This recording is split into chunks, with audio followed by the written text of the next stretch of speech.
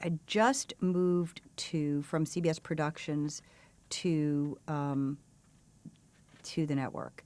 And it was, I believe, and we bought, oh my gosh, so many projects in those days. I mean, we literally developed between 90 and 100 scripts a season. So by the end of your buying season, which is around mid to end of October, you're exhausted. Truly, because you are in back-to-back pitches all day long, 5 days a week. So from 8 o'clock in the morning until 6, 7 o'clock at night, because I have a tradition, and maybe it's a little superstition, but I never say no to a pitch, ever, ever, ever. And I always say, you never know when the next big idea is going to walk in the door, and even if it's a writer who in the past, if it was someone that you weren't quite sure of their ability to run a show, or even if they were a new writer, you just never passed up the opportunity to hear a pitch because you never knew what was going to be hit, what wasn't going to be hit. So Jonathan Littman, who was running Jerry Bruckheimer's production company at the time, called me up, and it was literally, I think it was the third week in October, because I remember it was around Halloween. And so we were dangerously near the end of selling season, because there really wouldn't have been enough time for the writer to submit their first draft to the network. And Jonathan and I had known each other since he had been an executive at Fox, and we're friends. And so he called me up, and I'll never forget, I was driving back from CBS, which at that time our offices were in TV City, which was on Beverly and Fairfax. And I was driving over the hill back to the Valley. I lived in Sherman Oaks at the time.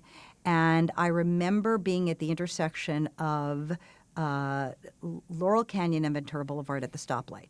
And I've got Jonathan Littman on my cell phone.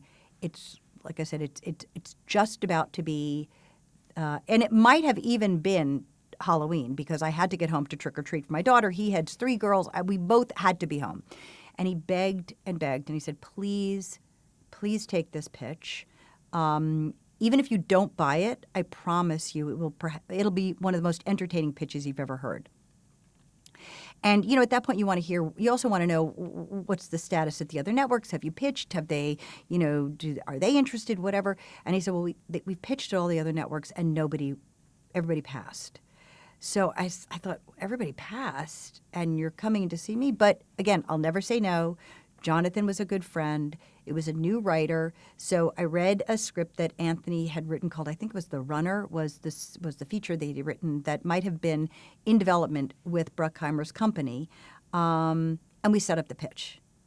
And Anthony Zeiger came in my office, and he proceeded to tell the most exciting, interesting, unique, engaging pitch. Plus, he couldn't sit still. He was bouncing up and down on the sofa. He was such a character, larger than life, and I loved it. I mean, it was forensics, it was Las Vegas, it was autopsies, and I loved. I mean, one of the shows that I had always been a big fan of was Quincy. So, I mean, that was the medical examiner's office, and they didn't have autopsies in Quincy. I mean, it was all Jack Klugman screaming at people. But I just loved forensics. I loved the science of it.